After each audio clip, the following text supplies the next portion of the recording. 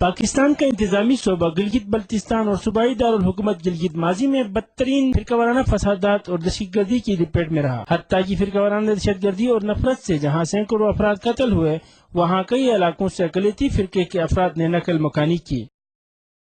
2009 کے الیکشن سے گلگت بلتستان میں بننے والی پاکستان پیپلز پارٹی کی حکومت میں شامل اتحادی جماعتوں اور اپوزیشن نے مل کر فرقہ وارانہ دہشت گردی کو ختم کرنے اور فرقہ وارانہ ہم آہنگی قائم کرنے کے لیے مساجد ایکٹ کے نام سے قانون سازی کی۔ اس کے نتائج کیا برآمد ہوئے؟ الزام یہ تھا کہ یہ ایک دوسرے کو برا بلا کہتے ہیں، پھر یہاں تک کہ کفر کے نعرے لگنے لگے، تو وہ ساری چیزیں ہم نے اس ایکٹ میں ایڈریس کیا، علماء کی مشاورت سے کیا، سول سوسائٹی اور وکلاء اور تمام جماعتوں کے مشاورت سے کے بعد یہ ایکٹ لانے کے بعد پھر ہم نے اس ایکٹ میں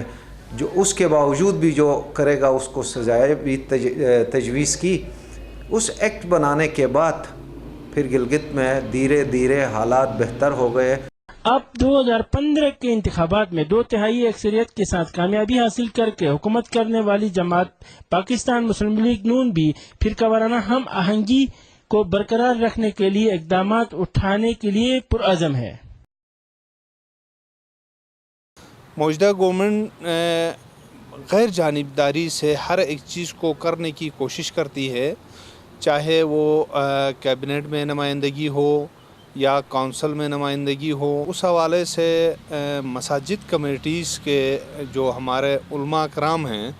ان کا بھی بہت بڑا رول ہے۔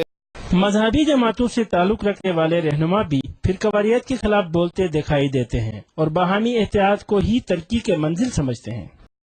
ہماری یہ گزارش ہر طبقہ ہر مکتب فکر کے لوگوں سے یہی ہوگا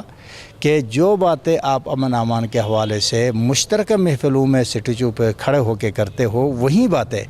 چاہے کہ اپنے نجی محفلوں میں بھی کریں، اور تاکہ منافقت بھی نہ ہو، اور اس علاقہ میں جو امن الحمدللہ ابھی نظر آ رہا ہے یہ مزید مستحکم ہوگا۔ اب تو گلگت بلتستان کے پرامن ماحول سے ایسا لگتا ہے کہ یہاں پر کبھی نہ دہشت گردی ہوئی اور نہ ہی فرقہ وارانہ نفرت پیدا ہوئی ہے۔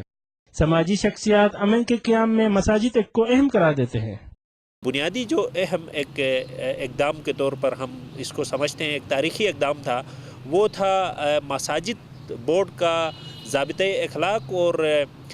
مساجد ریگولیشن ایکٹ 2012، اور اس کے نتیجے میں مساجد بورڈ کے نام سے سول سوسائٹی کا ایک ایسا ادارہ قائم کیا گیا جو کہ مسجد اور گورنمنٹ کے درمیان اور مسجد اور عوام کے درمیان ایک برج کا رول پلے کرتا رہا۔ منتخب نمائندے، سیاستدان، مذہبی شخصیات اور سماجی حلقے گلگت بلتستان کی طرح تمام صوبوں میں فرقہ وارانہ ہم آہنگی کے لیے ایسی قانون سازی کی تجویز دیتے ہیں جس سے فرقہ وارانہ اشتعال نہ پھیل سکے اور پائیدار امن کا قیام یقینی ہو۔ جاوید اقبال، پاکستان ساگا، گلگت۔